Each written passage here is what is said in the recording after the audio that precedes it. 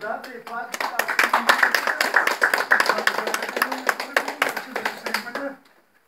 mes šiandien minim Edmundą Jeisiūną. Ir kai pagalvoju apie Edmundą Jeisiūną, aš pastoviai laukiu, turėdavau tokią nuodėmę, kad dabar ruošiasi apartą.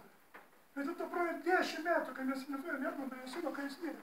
O paroda vis tiek daug davė Lietuvai, tiek istorijai davė, aviacijai davė. O mes čia neminim. Istorikai puikiai žino. O kitą paklausiu žmogų, ar žino, kas tas buvo Edmundas Jeisiūnas? Nežino. Man tuo metu buvo, kai aš buvau jauniklis, susipažinau su Edmundu Jeisiūnu.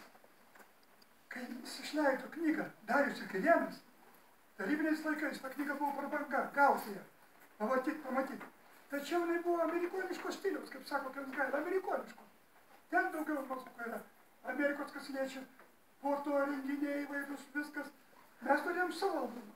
Ir štai kūrėm albumą į Lietuvą. Aš kaip kolekcininkas labai norėjau įdėti knygos, kas parašė apie autorius, įdėti portretus, knygas į šį knygą.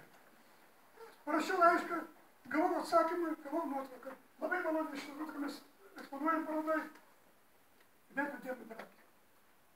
Ir kai 1993 metais atvyko į Lietuvą, mums teko pabendrauti plačiau, susitikti, pasikalbėti.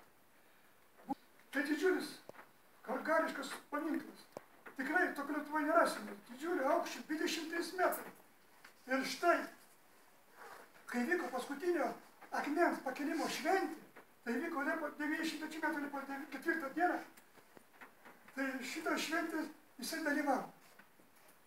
Kai paskutinį akmenį darbininkai užkėlė, buvo apipintas ąžuolo lapų vainikais, vėliava Amerikos, vėliava Lietuvos, su buteliu šampano ir štaulį. Pakilo į viršų, uždėjo akmenį ir garbingi svečiai turėjo užlipti į viršų, į patį viršūnį. Ir žinot, kažkaip tai, kai užlipau viršų, man buvo valgu. 23 metrai, panorama didžiausia, graži.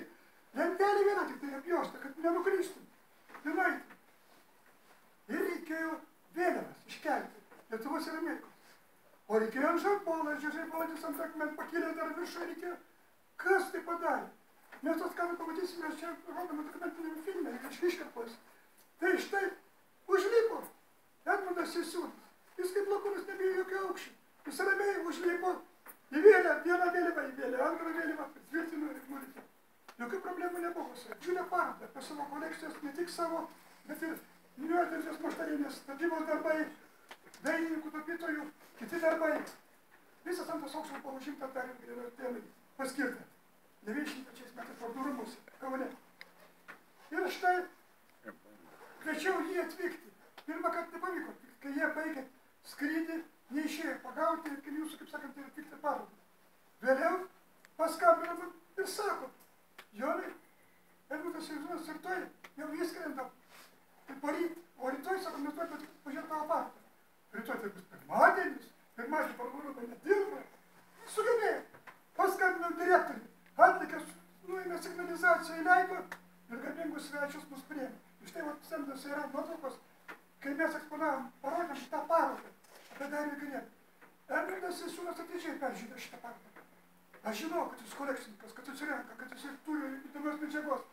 Bet kad taip atidžiai pažiūrėjo, sako, čia Sovietinėje sąjungai, sėdint Lietuvai ir surinkti tokias kolekcijas ir parodyti, tai buvo 900 metai, jau laisva buvo Lietuva, bet surinkta medžiaga tikrai buvo senai surinkta, labai domėjosi, labai atidžiai pasižiūrėjo.